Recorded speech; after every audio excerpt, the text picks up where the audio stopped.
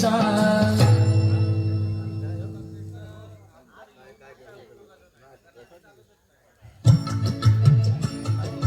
श्री हरी जगत पिता दूर करीतो व्यथा ऐका सत्यनारायणाची कथा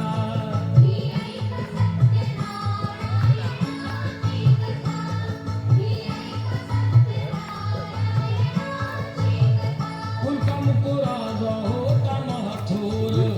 तयाची पत्नी होती सुंदर नदी किनारी एकदा त्यांनी घातली